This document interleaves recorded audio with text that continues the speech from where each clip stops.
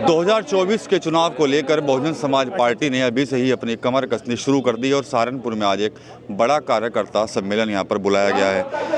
इस वक्त बसपा के जो कार्यकर्ता है, नेता हैं, उनसे बात इसलिए भी करना ज़रूरी बनता है क्योंकि बसपा ने बिना गठबंधन के ही चुनाव लड़ने का फैसला ले लिया है। ऐसे में कार्यकर्ता जो नेता हैं वो बहन जी के इस फैसले को किस तरह देखते हैं, बात कर लेते हैं। सर बताएं, जो बसपा ने अकेले ही चुनाव लड़ने का फैसला लिया है तो क्या कुछ तकनीक है आप लोगों के हाथ में जो उत्तर प्रदेश में आप सीटें जीत पाएंगे?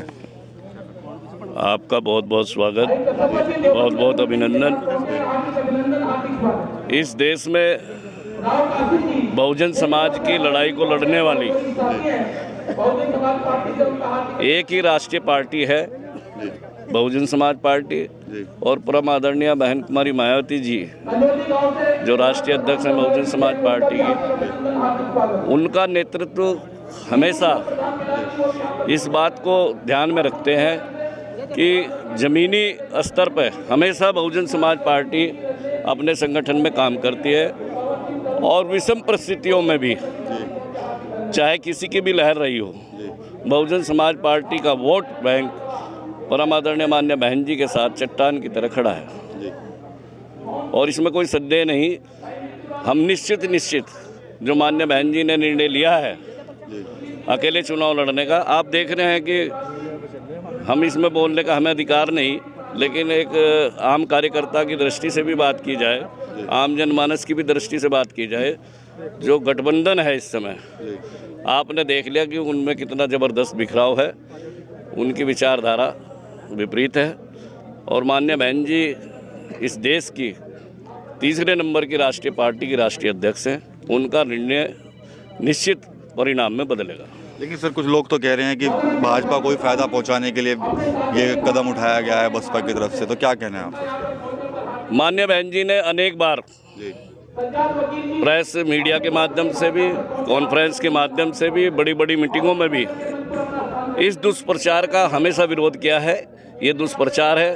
अनेक बातें पहले भी कही गई माननीय बहन जी के प्रति कि माननीय बहन जी राष्ट्रपति बनेंगी, इस तरह की अफवाहें फैलाई गई।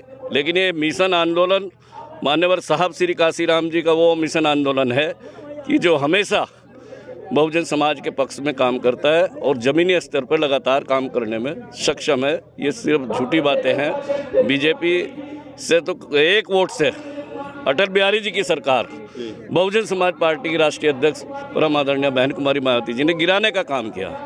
जिस सरकार को एक वोट से गिराने में बीएसपी ने कसर न छोड़ी हो तो बीजेपी के साथ कैसे हो सकती है, ये आप भी समझ सकते हैं। बहन जी को अकेले कैसे मजबूत करेंगे? तो शुरू तो करते आ रहे हैं, ये भी करेंगे जी। हमारे पे 80 रुपये है तो 20 नहीं है तो 100 किक्कर हो जाएंगे, जिसे करने करके दिखा दो। जय भीम, जय भारत। ठीक है, आप क्या कहेंगे सर, जो अकेले चुनाव लड़ रही है, इस बार गठबंधन में नहीं जा रही है, बहन जी फैसला ले लिया है?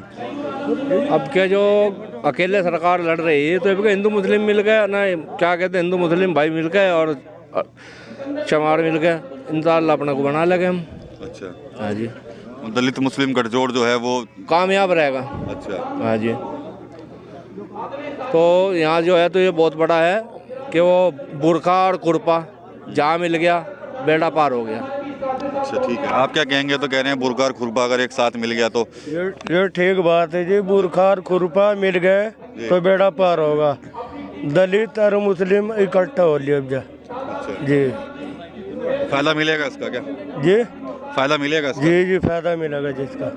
आप क्या कहेंगे सर, क्या आपको फायदा मिलने वाला है इस चीज़ का? बिल्कुल मिलेगा। हिंदुस्तान एक ऐसा देश है जहां हिंदू मुस्लिम एकता की मिसाल दी जाती है, जहां आज एक सरकार ने राम और रहीम को भी लेने से मना कर दिया, वो मंदिर का मुद्दा हो या मस्जिद का हो। बस मैं तो यही कहना चाहूँगा कि बुरखा और खुरपा जब मिल जाएगा तो दलित समीकरण ही इसको जीत दिलाएगा।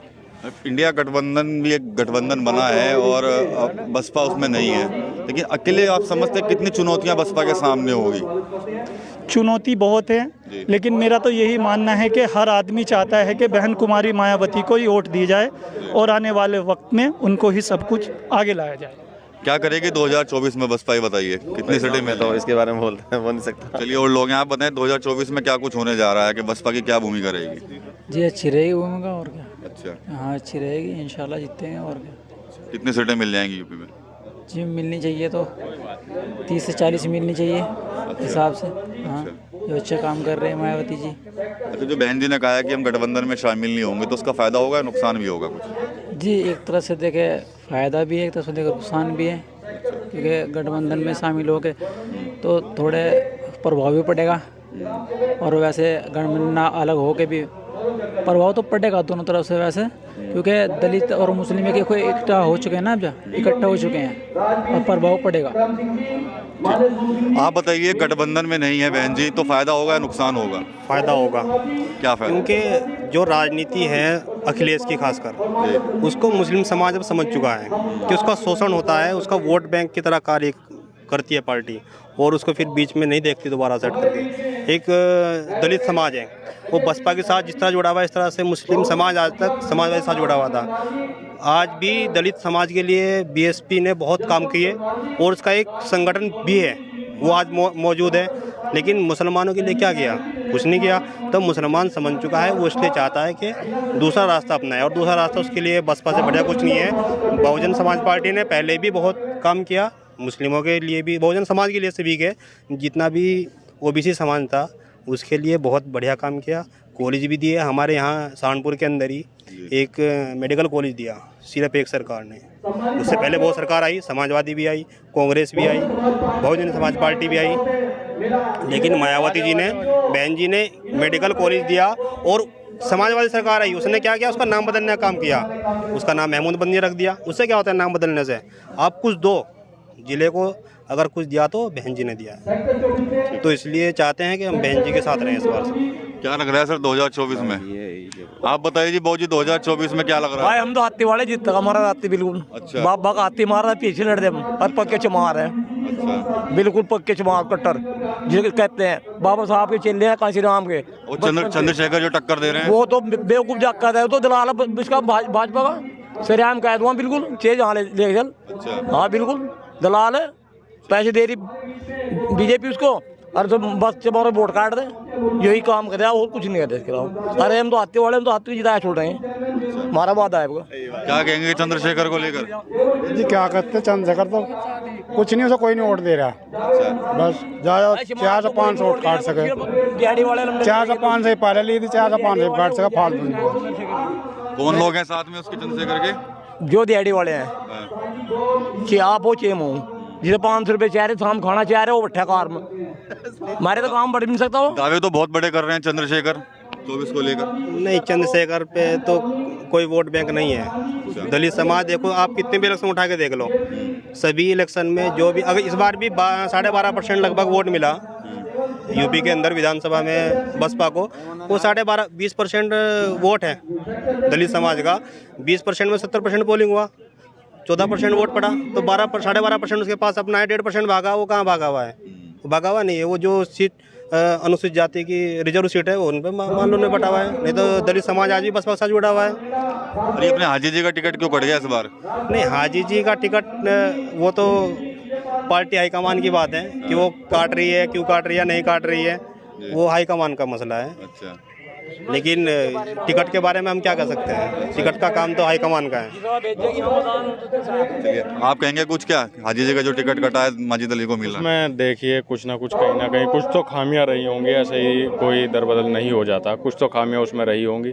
और रही बात मिशन 2024 की, इसमें बात यह है किसी भी चीज़ को लेकर के, ये सिर्फ मुफ्त में तो चिकित्सा मिलनी चाहिए और शिक्षा मिलनी चाहिए। ये 2 किलो अनाज, 4 किलो चावल से इससे कुछ नहीं होगा। इससे भिखारी पैदा होंगे और इससे कोई फ़ायदा नहीं होगा, इससे नुकसान होगा, सिर्फ हमारे युवाओं का नुकसान होगा। इन चीज़ पे बिल्कुल रोक लगनी चाहिए। जो बस शिक्षा का स्तर अच्छा होना चाहिए। और जैसे कि आपने बात की अपने सहारनपुर को लेकर के, इसमें जो आप अभी बता रहे थे चंद्रशेखर जी का, उसमें आप सभी जानते हैं वो जहाँ से मौजूदा फ़िलहाल चुनाव लड़े थे, उसका भी परिणाम आप लोगों के सामने है। और दूसरा, इस पार्टी के पास में अपना एक संगठन मजबूत है और जो लोग साथ में हैं, वो काफ़ी अपनी संख्या में आज भी एक साथ में अपने एक प्लेटफॉर्म पे है। बस मैं इतना ही कहना तो ये थे बहुजन समाज पार्टी के कार्यकर्ता और नेता जिन्होंने अपनी राय रखी है। इसके अलावा जो बहुजन समाज पार्टी की जो अध्यक्ष है मायावती, इन्होंने गठबंधन में शामिल होने से इनकार किया है। उस पर भी उन्होंने उनके फैसले का स्वागत किया। साथ ही कहा है कि हम लोग जो दलित और मुस्लिम गठजोड़ है उसको मजबूत करेंगे और 2024 में बहुजन समाज पार्टी उत्तर प्रदेश के अंदर ही नहीं बल्कि देश में बेहतर प्रदर्शन भी करेगी। TV9 यूपी के लिए सहारनपुर से विकास कर रही है।